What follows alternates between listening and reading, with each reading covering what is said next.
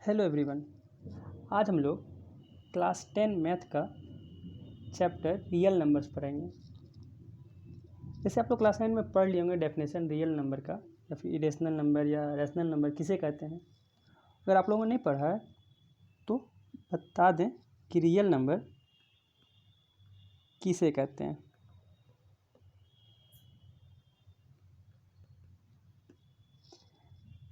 तो a real number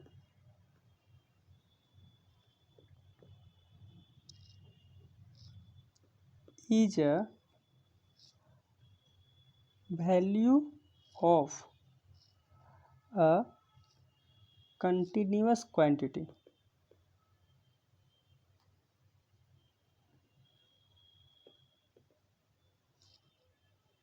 that can represent a distance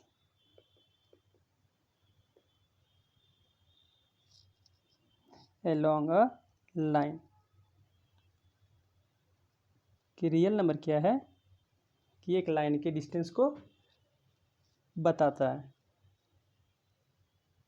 तो जो ये वर्ड रियल है ये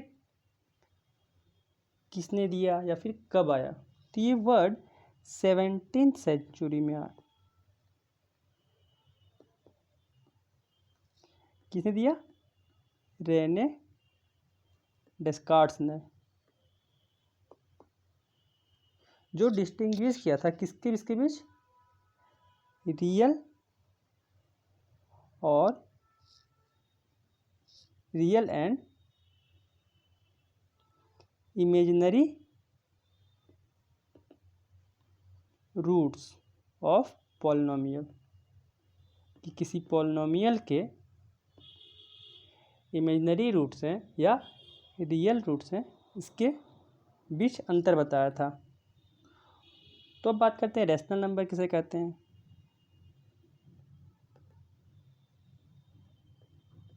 रैशनल नंबर कि a number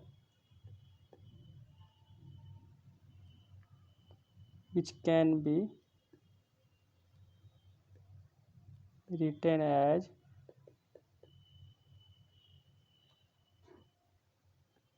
p by q, जहाँ पे q नॉट इक्वल टू 0 हो and p and q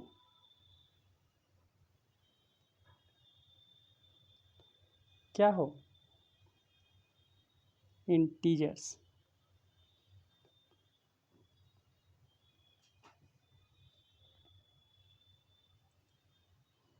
irrational number किसे कहते हैं?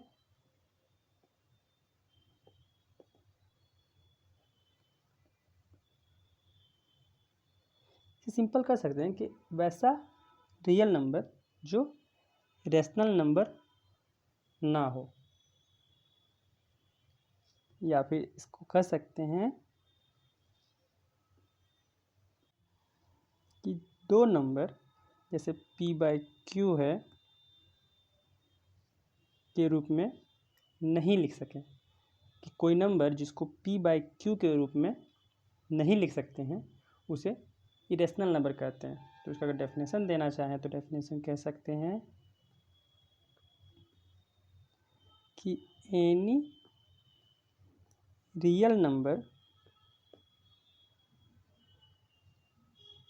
that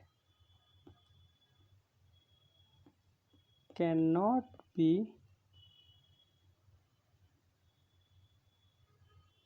expressed as the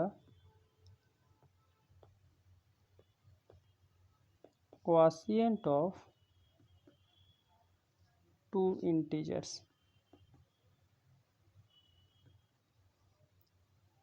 से कहते हैं इरेशनल नंबर्स। अब हम लोग आते हैं चैप्टर पे। तो पहले हम लोग स्टार्ट करते हैं, एक लेमा है जिसका नाम है यूक्लिड्स डिवीजन लेमा। ये लेमा कहता क्या है कि for any two given positive number, positive integers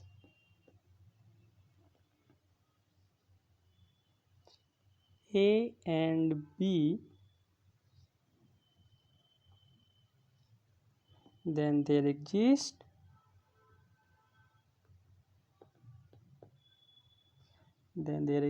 unique whole numbers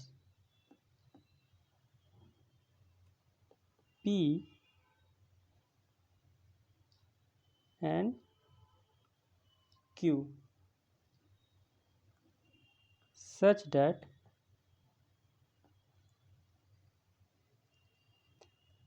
A equal to BP plus Q, where 0 less than equal to Q less than B।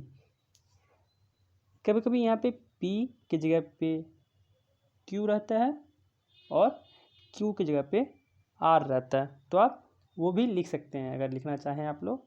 तो अगर बुक में देखेंगे तो क्या रहता है कि B Q plus R।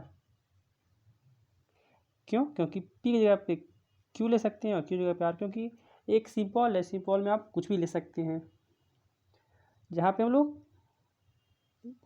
A को कहते हैं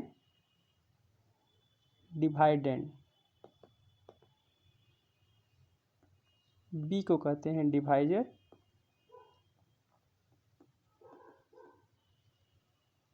Q को कहते हैं क्वोशिएंट और R को कहते हैं रिमाइंडर। तो हम लोग जानते हैं कि डिवाइडेंड इक्वल टू होता है divisor into quotient plus remainder. अगर एग्जाम्पल देखें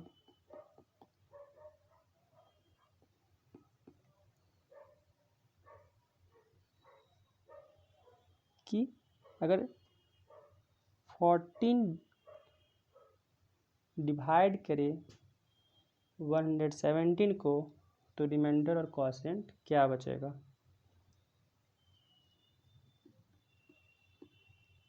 तो आप लोग डिवाइड करके देखिएगा, यहाँ पे डिवाइडेंड क्या हो जाएगा 117, डिवाइजर क्या है 14 है, और अगर आप लोग करके देखेंगे तो 8 टाइम्स में -1 हो जाएगा, यहाँ रिमाइंडर 5 बचेगा। तो यहाँ पे क्वोशिएंट कितना है, क्वोशिएंट है 8 एंड रिमाइंडर है 5। अब एक एल्गोरिदम है, कौन सा, इंक्लूड्स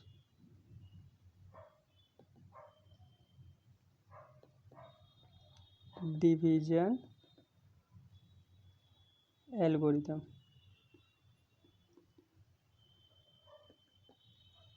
ये कहता क्या है कि ये एक टेक्निक है जो निकालता है HCF किसी दो नंबर के बीच के, और इसका प्रोसेस क्या है, तो इसे कह सकते हैं कि it is a technique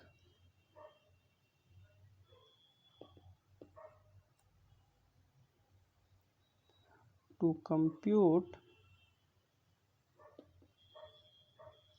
the HCF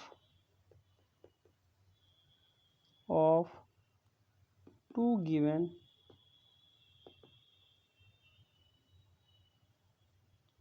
positive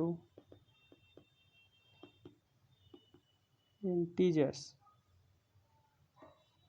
से A and B with A greater than B in the following steps.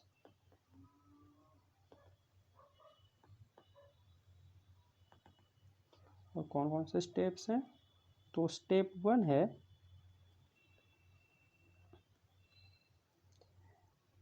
कि on dividing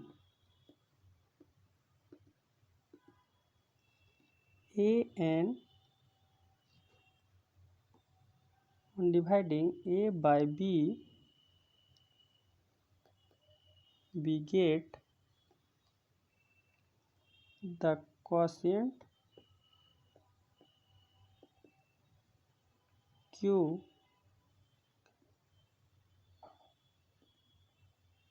and remainder R such that A equal to PQ plus R, where R is from 0 to B. Step 2 है कि if R equal to 0, then HCF of A and B equal to B. If R not equal to 0,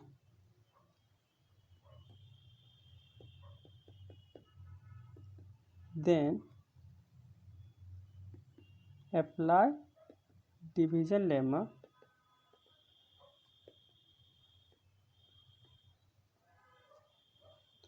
on B and R. And step 3 है continue the process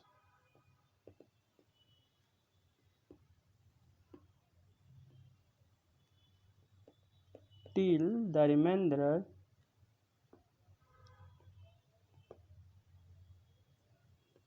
is 0.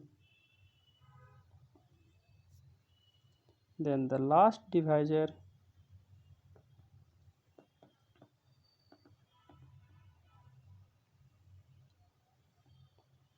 will be the required HCF, कि जो last reminder होगा वही क्या हो जाएगा, HCF हो जाएगा.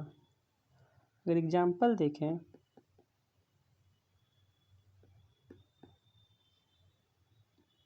तो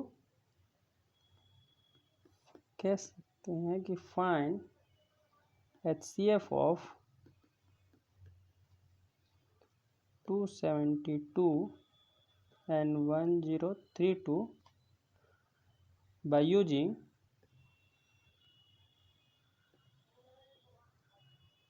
Euclid's algorithm.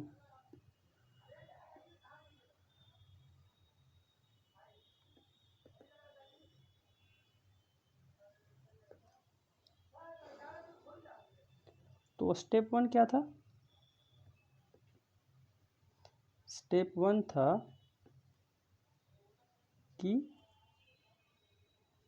A bye B निकालना है, मतलब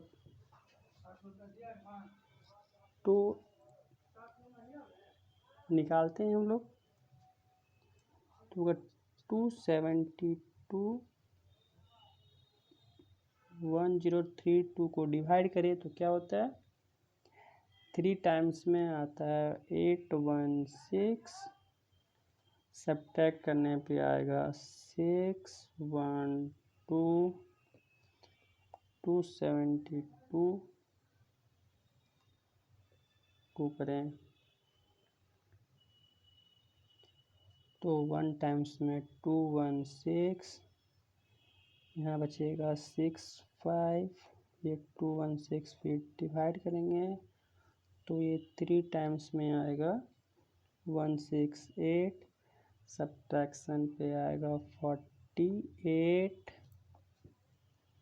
और 56 को डिवाइड करें तो 1 टाइम्स में आएगा 48, यहाँ बचेगा 8, फिर 48 यहाँ आ जाएगा और 8 6 जब 48, यहाँ पे रिमाइंडर 0 आ गया।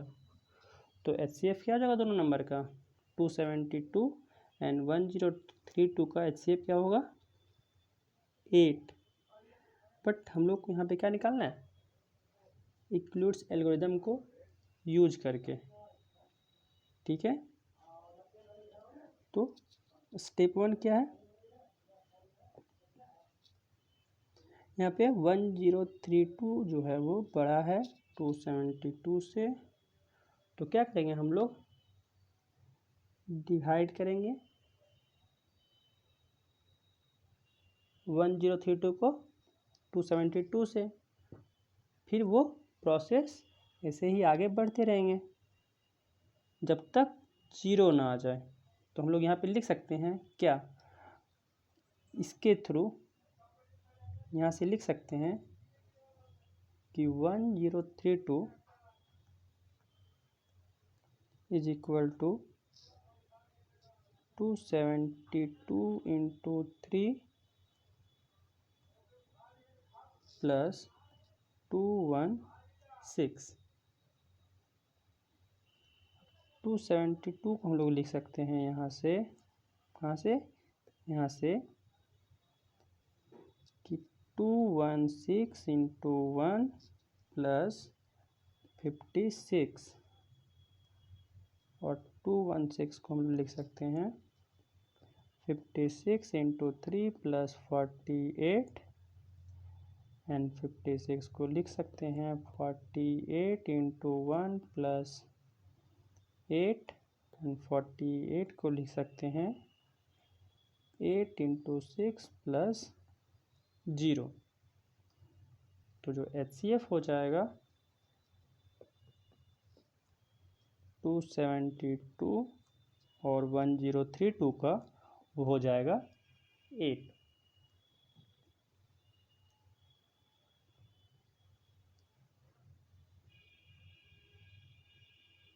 अगर अगला एग्जांपल देखें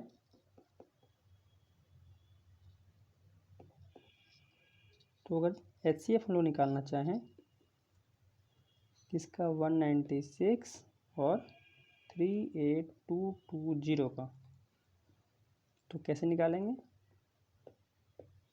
वही सिमिलर प्रोसेस को अगर 195 टाइम्स से मल्टीप्लाई करें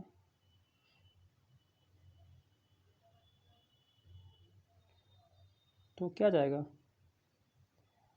रिमाइंडर बचेगा 0।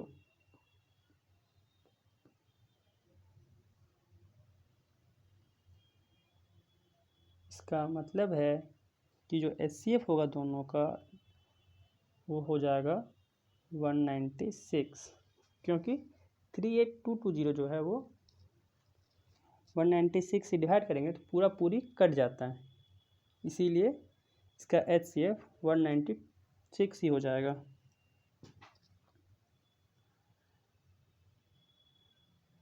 अब हम लोग कुछ इसका एप्लीकेशन देखते हैं इक्लूड्स एल्गोरिदम का।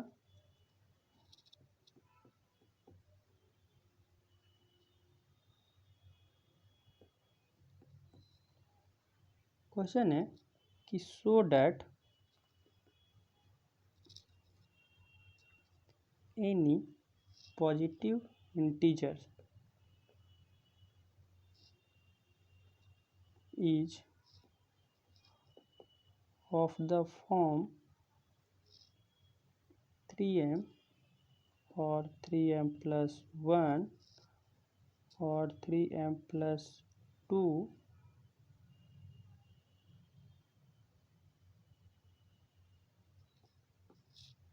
for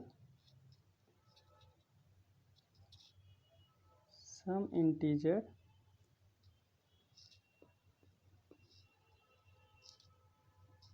M. Solution, let n be an arbitrary positive integer. कि हम लोग ले लेते हैं कि n कोई इंटीजर है। अब इसमें हम लोग क्या करते हैं, डिवीजन एल्गोरिदम लगाते हैं, यूक्लिड्स डिवीजन एल्गोरिदम, जो लेमा था ऊपर में। अगर 3 से इस नंबर को डिवाइड करें तो n इक्वल टू क्या ले सकते हैं, 3m प्लस r।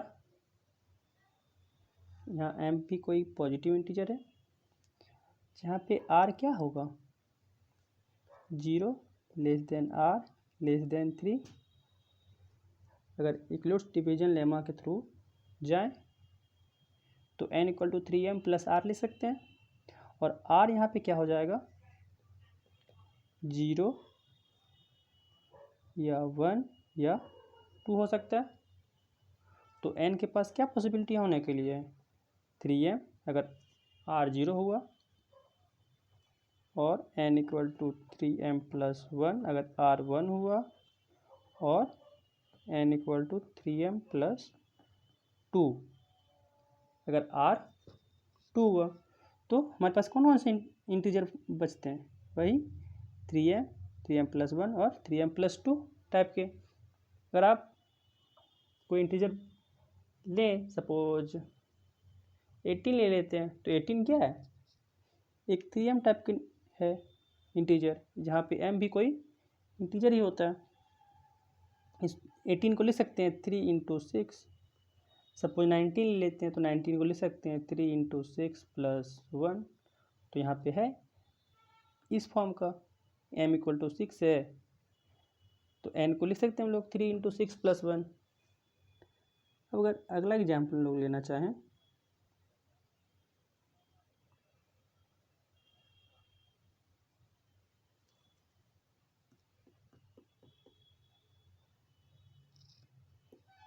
तो ले सकते हैं कि so that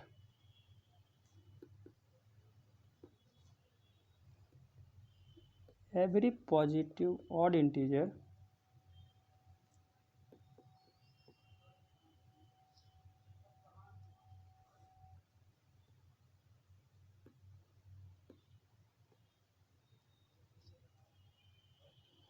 is of the form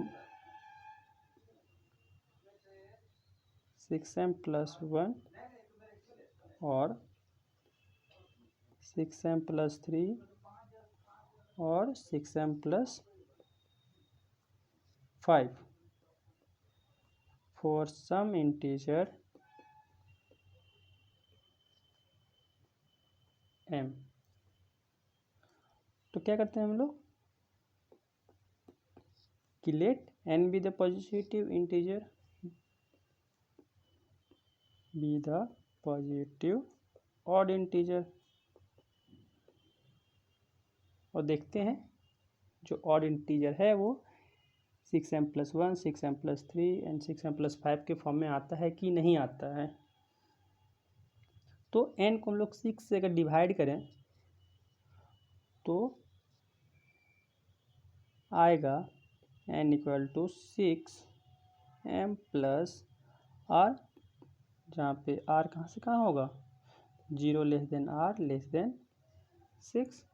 तो r को हम लोग 0 से लेके 5 तक का लिख सकते हैं। तो n क्या आएगा, 6m और 6m प्लस 1 और 6m प्लस 2 और 6m plus 3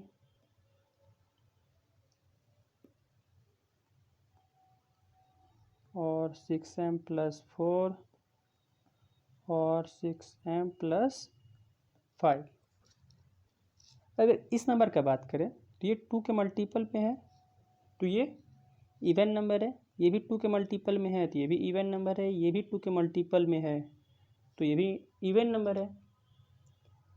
but 6m plus 1 6m plus 3 और 6m प्लस 5 क्या है, ऑड इंटीजर है। क्यों? क्योंकि 6m इवन है और इवन में अगर 1 जोड़ते हैं तो वो ऑड हो जाता है।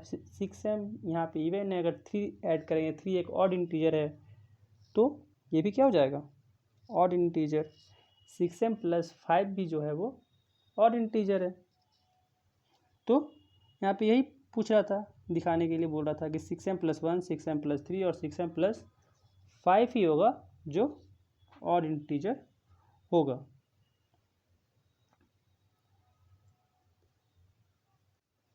अगर अगला एग्जाम्पल देखें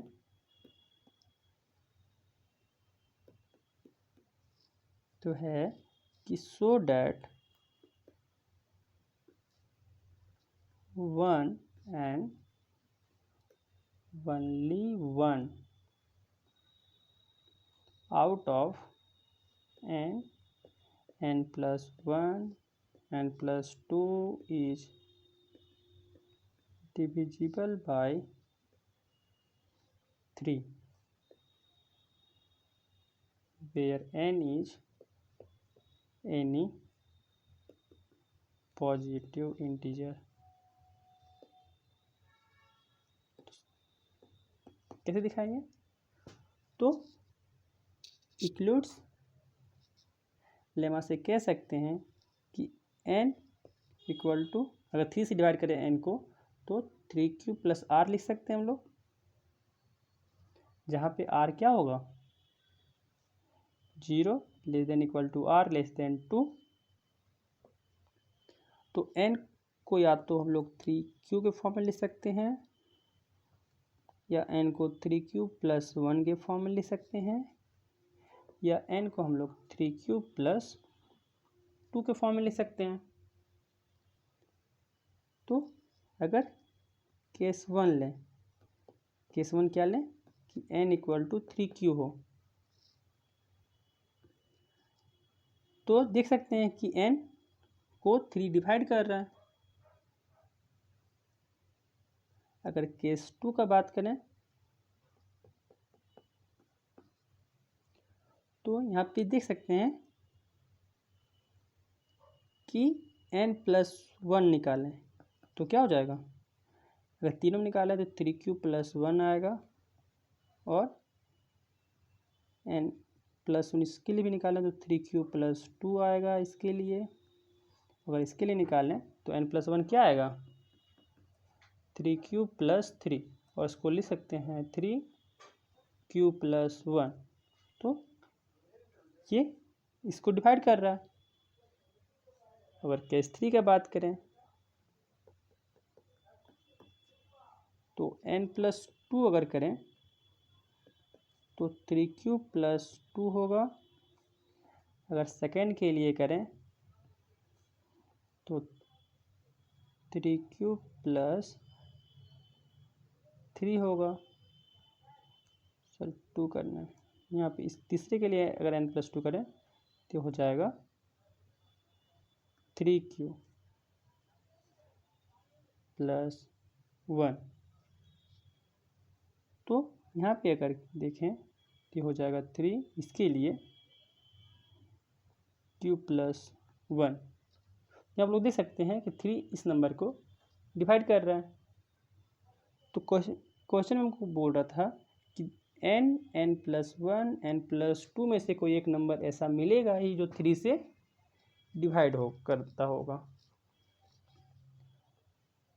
तो यहाँ पे देख सकते हैं तीनों में से n तो 3 से डिवाइड हो ही रहा है, 3 के फॉर्म में है। तो अगर n प्लस 1 निकाल रहे हैं तो यहाँ पे भी देख सकते हैं कि n प्लस 1 को डिवाइड कर रहा है। अगले में अगर बात करें तो n प्लस 2 को भी डिवाइड कर रहा है। तो यहाँ पे नंबर हम लोग को ऐसा मिलेगा ही जिसमें से अगर 3 कंसेक्यूटिव नंबर लें n प्लस 1 n प्लस 2 तो इसमें से एक नंबर होगा ही जो 3 से डिविजिबल होगा। जैसे अगर सपोज लें 4 5 एंड 6 तो 4 तो 3 से डिविजिबल नहीं है, 5 भी नहीं है, लेकिन 6 डिविजिबल है। अगर आगे बात करें कि 11 12 13 लें तो 11 डिविजिबल नहीं है, 13 डिविजिबल नहीं है, लेकिन 12 डिविजिबल है 3 से। वैसे अगर 3 कंसेक्यूटिव नंबर कहीं भी ले लीजिए, कितना ही बड़ा लीजिए, वो तीनों में से कोई एक नंबर 3 से डिविजिबल होगा ही।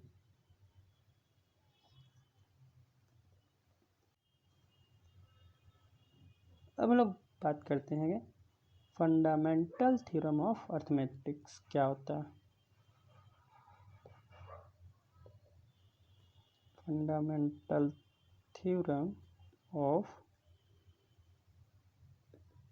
अर्थमेटिक ये कहता है कि कोई भी कंपोजिट नंबर हम लोग देखें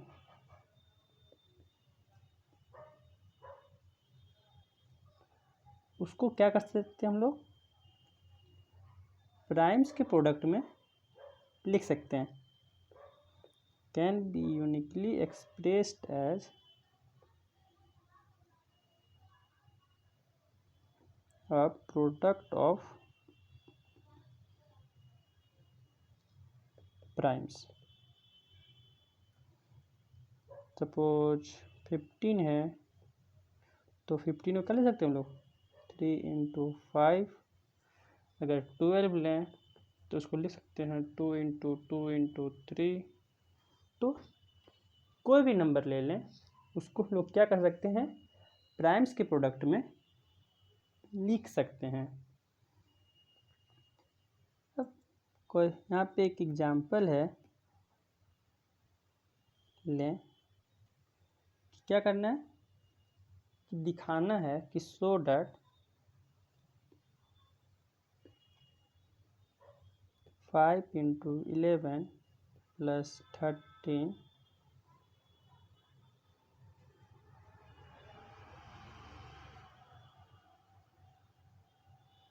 is a composite number।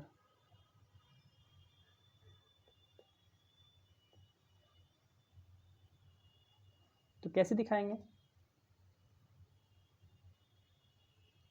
तो यहाँ पे हम लोग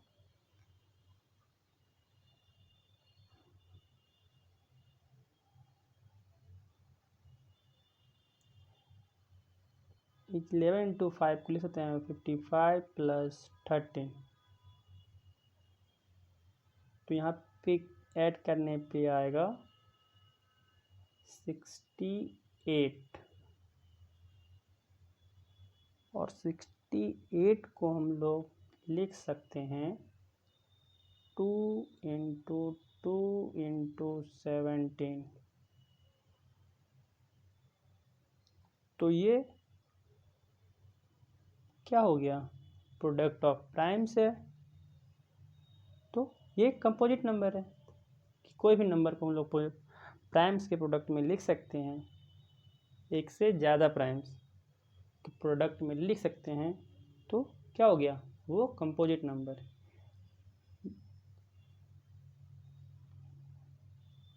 अब अगला एग्जाम्पल है कि so that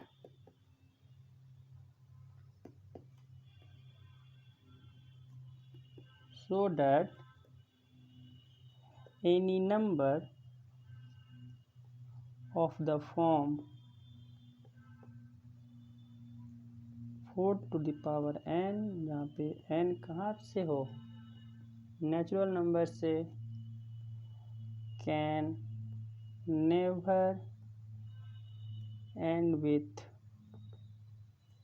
the digit 0।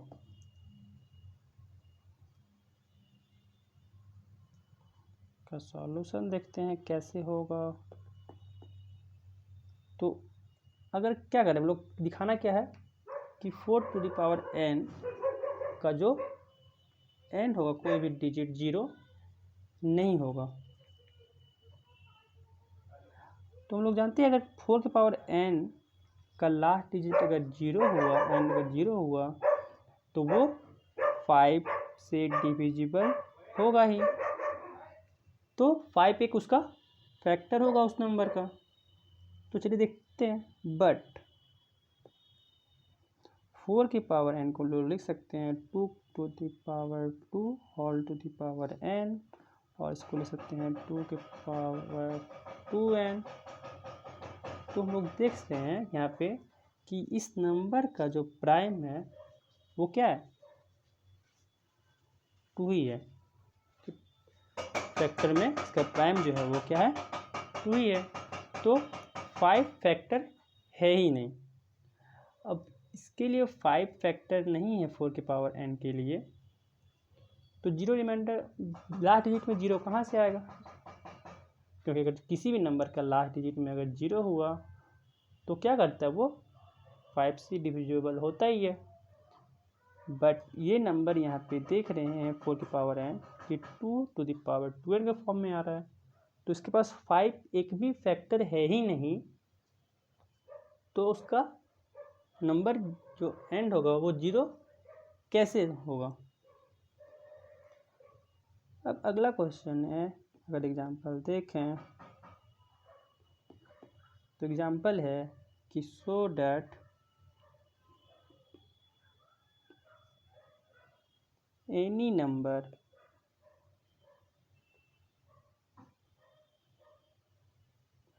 Of the form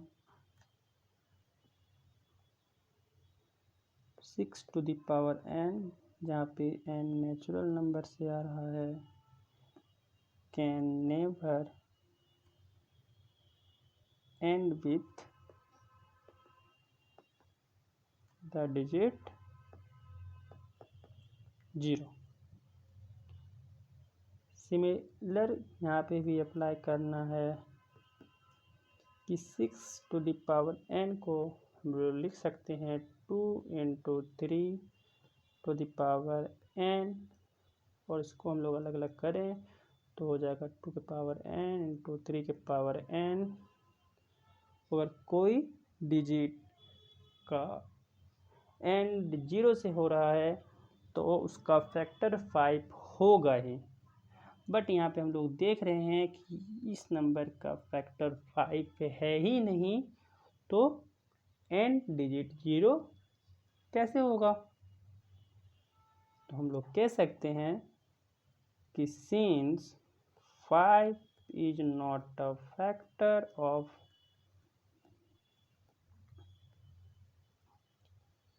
6 to the power n, so 6 to the power n can never end with the digit 0।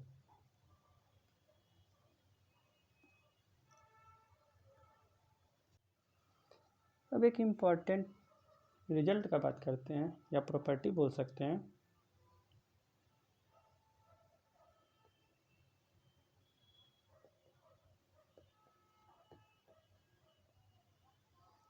Property क्या है कि लेट a एंड b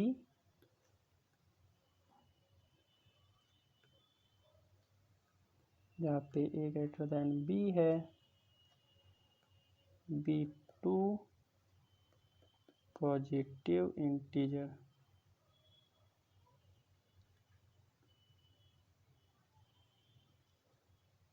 या सिर्फ इंटीजर भी ले सकते हैं, 2 इंटीजर है।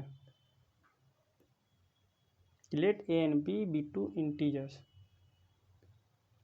तो हम लोग क्या कह सकते हैं कि a into b equal to HCF of a and b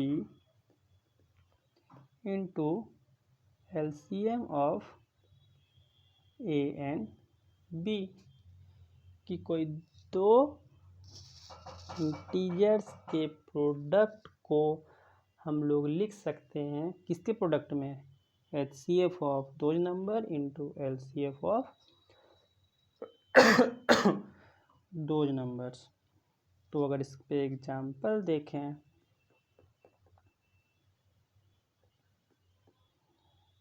कि दिया हुआ है, सपोज कि HCF है किसी दो नंबर 252 एंड 594 का 18, तो बोल रहा है फाइंड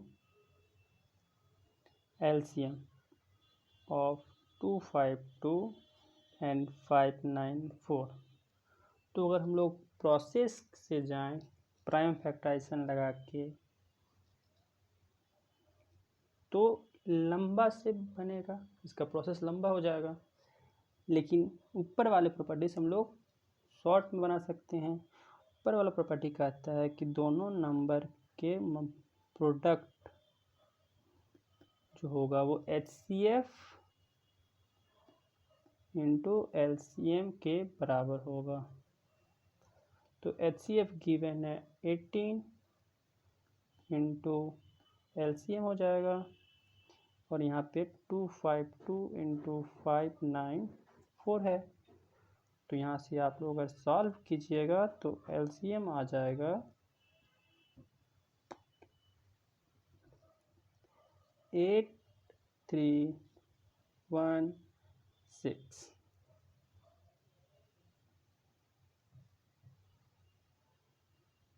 एक और एग्जाम्पल लें, सपोज कि फाइंड द सिंपलेस्ट फॉर्म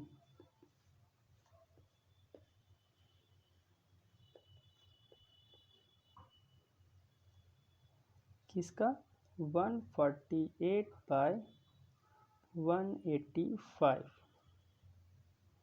तो क्या करेंगे, पहले इसका HCF निकालेंगे।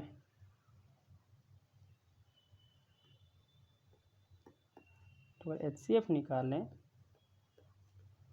तो क्या आएगा, 1 टाइम्स में 148, रिमाइंडर 37, 148, 4 टाइम्स में 148, HCF 37 आ गया। इट मीन्स कि 148 को 37 इंटू समथिंग लिख सकते हैं, एंड 185 को भी 37 इंटू समथिंग लिख सकते हैं। तो 148 divided by 37 and 185 divided by 37 कर सकते हैं। तो इसको अगर सॉल्व करें तो आएगा 4/5। यही हो गया सिंपलेस्ट फॉर्म।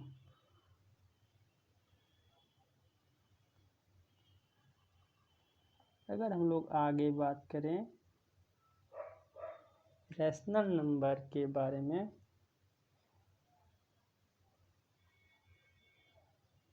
तो डेफिनेशन तो ऊपर हम लोग देख चुके हैं।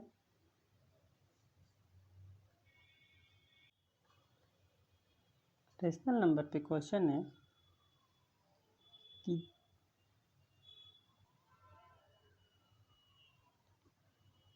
0.66 ... इसको लिखना है रैशनल नंबर के सिंपलेस्ट फॉर्म में। तो अगर हम लोग सपोज ये x मान लें और 10 से दोनों तरफ मल्टीप्लाई करते हैं तो क्या हो जाएगा, 10x इक्वल हो जाएगा 6.66 ... अब क्या करें, इक्वेशन सपोज ये 1 है, ये 2 है, तो 2 में से अगर 1 घटाएं तो क्या बचेगा, 9x equal to 6 and this is equal to this equal to 6/9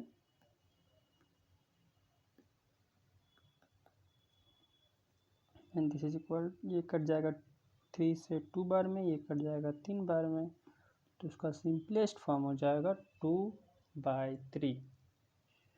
तो हम लोग 0.666 को लिख सकते हैं 2/3 के फॉर्म में।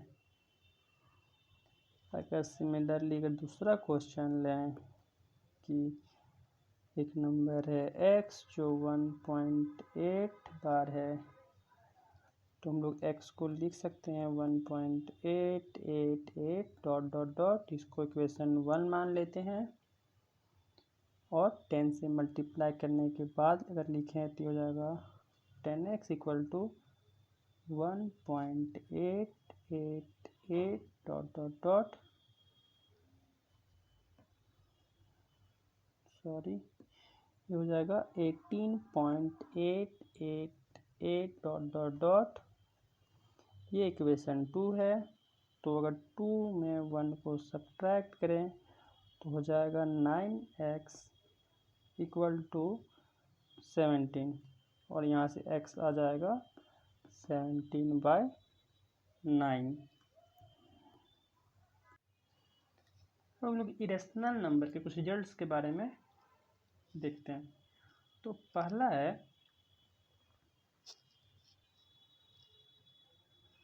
थ्योरम नंबर 1, कहता है कि late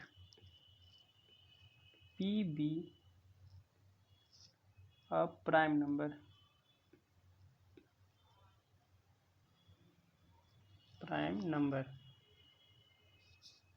and a be a positive number.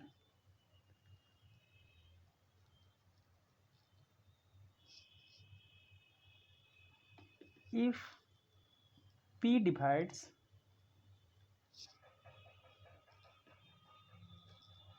a square, then show that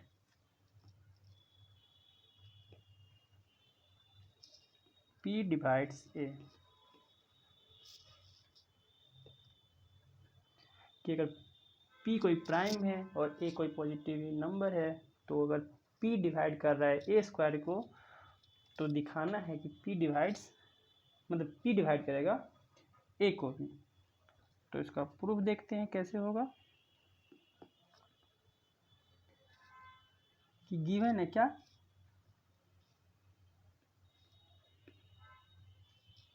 p एक प्राइम नंबर है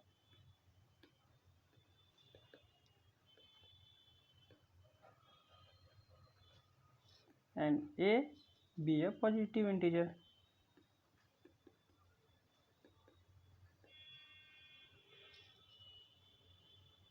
एंड p डिवाइड कर रहा है a स्क्वायर को।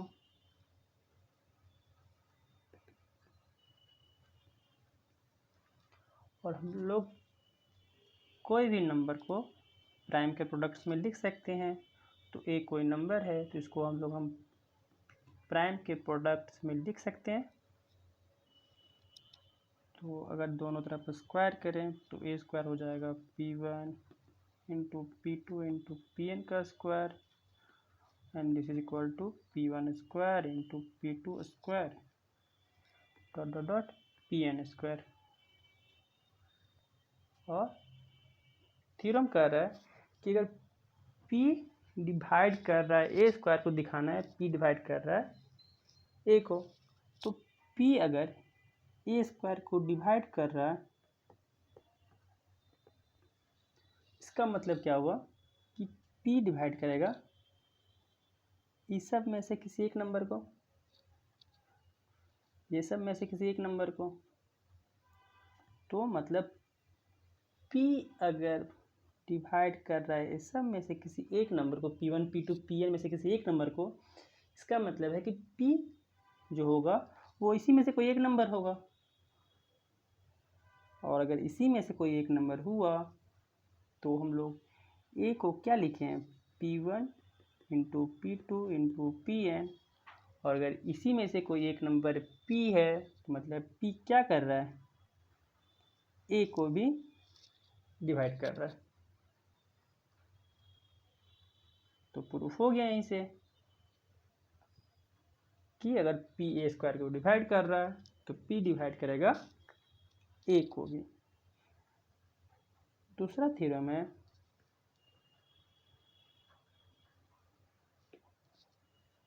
कि prove that √2 is irrational.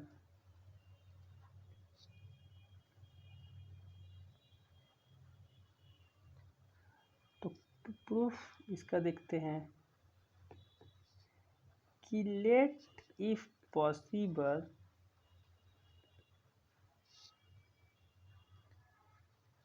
that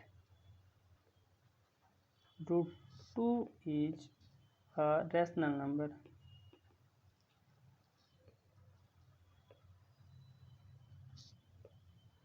अगर रैशनल नंबर है तो रूट 2 को क्या लिख सकते हैं हम लोग, ए बाई बी के फॉर्म में लिख सकते हैं। और यहाँ से हम लोग ए इक्वल टू क्या लिख सकते हैं, root 2b। This implies a square equal to 2b square. तो यहाँ से क्या आ गया, 2 डिवाइड्स ए स्क्वायर।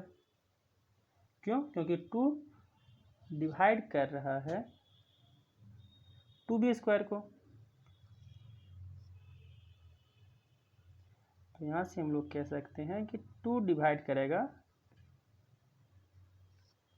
ए को, क्योंकि ऊपर हम लोग रिजल्ट प्रूफ किए ना कि अगर p डिवाइड कर रहा है ए स्क्वायर को तो p डिवाइड करेगा ए को भी। तो 2 एक प्राइम नंबर है। तो हम लोग क्या कह सकते हैं कि let a equal to 2c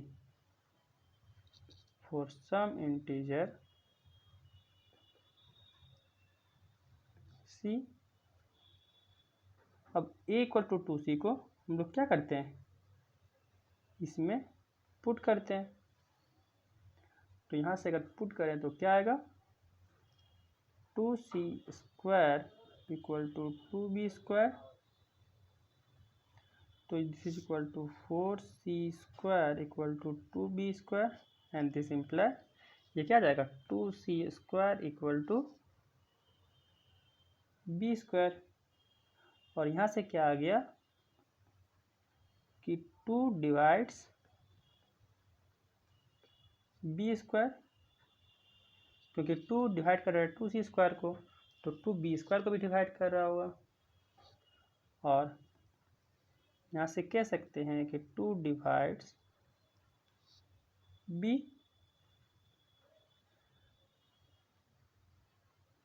दस लोग कह सकते हैं क्या कि 2 जो है 2 इज अ कॉमन डिवाइजर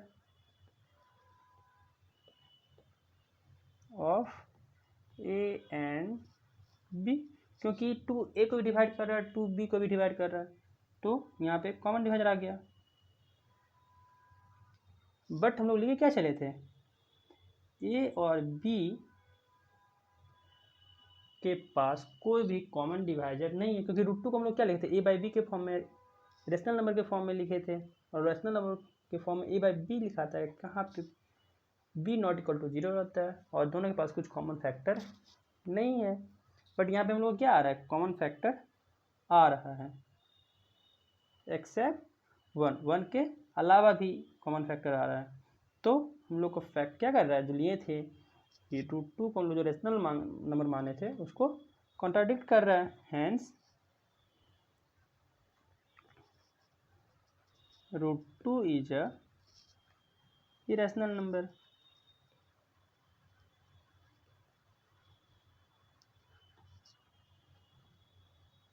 अब रूट 3 रूट 5 के लिए या रूट 11 जो भी हो आप लोग निकाल सकते हैं।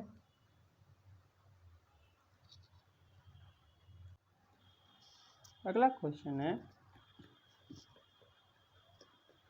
कि prove that root 2 plus root 3 is irrational.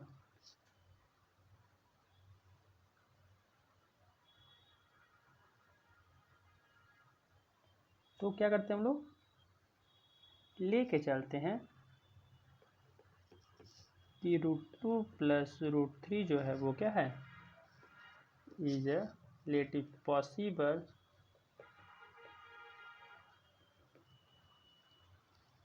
Root 2 plus root 3 is a rational number. अगर ये रैशनल नंबर हुआ तो हम लोग लिख सकते हैं रूट 2 प्लस रूट 3 को a बाई बी के फॉर्म में, जहाँ पे a और b क्या हो, को प्राइम्स हो। तो यहाँ पे हम लोग लिख सकते हैं कि root 3 equal to a by b minus root 2।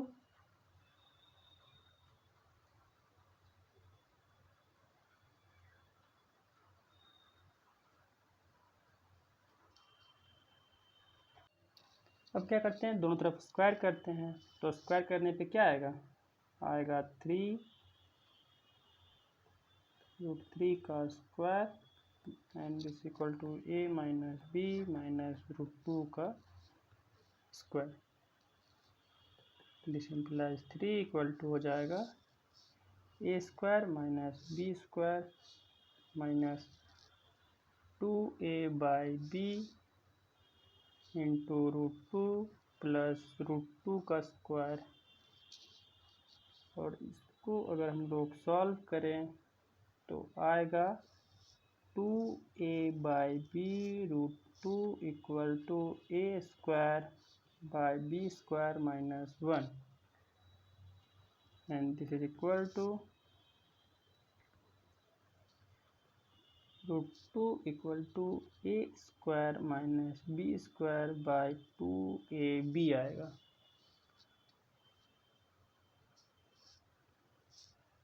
But since a and b क्या है, एक रैशनल नंबर है, तो जो ये नंबर आएगा वो भी क्या आएगा, एक रैशनल नंबर आएगा।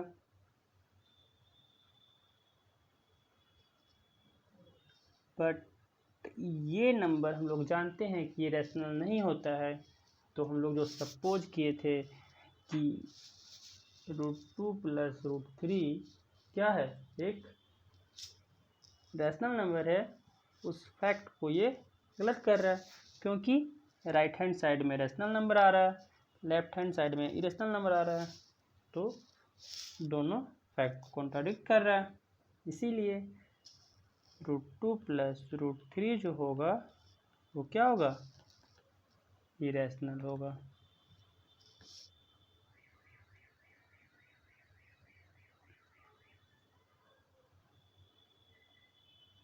अब एक मल्टीपल चॉइस क्वेश्चन है कि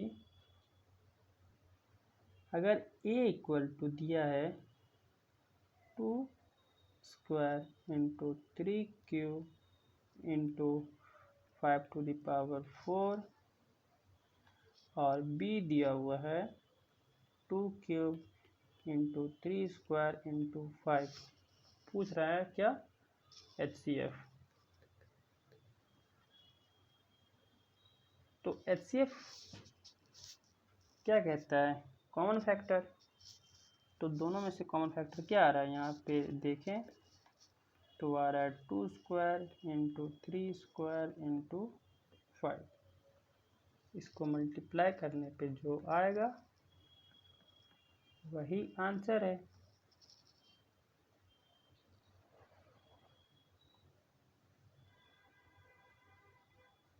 तो आई होप आप लोगों को समझ में आया होगा कि रियल नंबर किसे कहते हैं, उसका प्रॉपर्टीज किसे कहते हैं, मतलब क्या है उसका प्रॉपर्टीज, कुछ एग्जांपल्स भी है, कुछ थ्योरम्स भी